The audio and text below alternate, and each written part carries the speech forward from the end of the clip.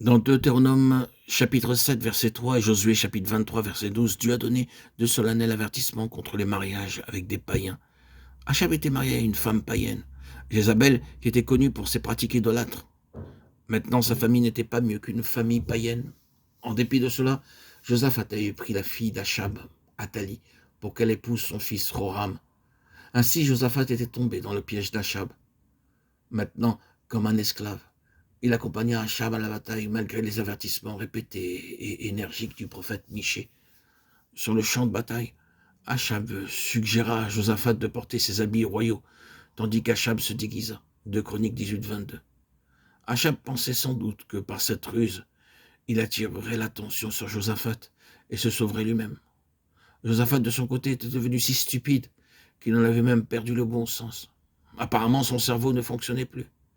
S'il avait été un roi sage, il aurait pensé « Pourquoi Achab me demande-t-il de revêtir mes habits royaux alors qu'il se déguise ?»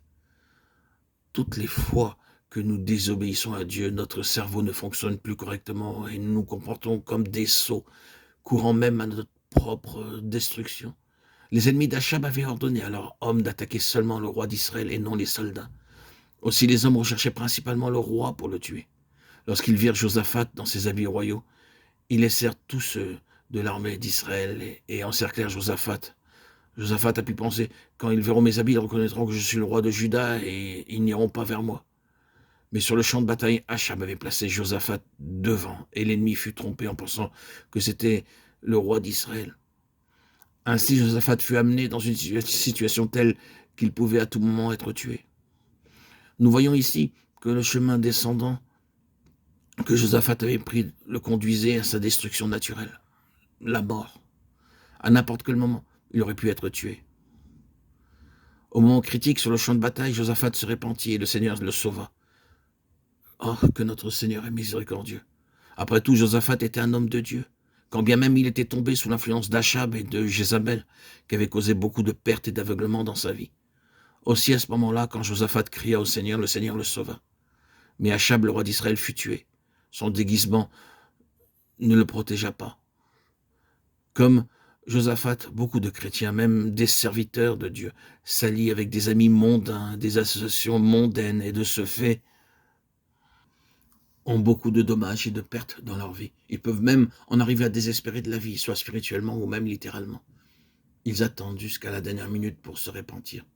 Et puis, quelques-uns d'entre eux trouvent qu'il est trop tard. Quand Josaphat retourna en Juda en paix, 2 Chroniques 19, 1, 8, il essaya de recouvrer les pertes subies à cause de son amitié avec Achab.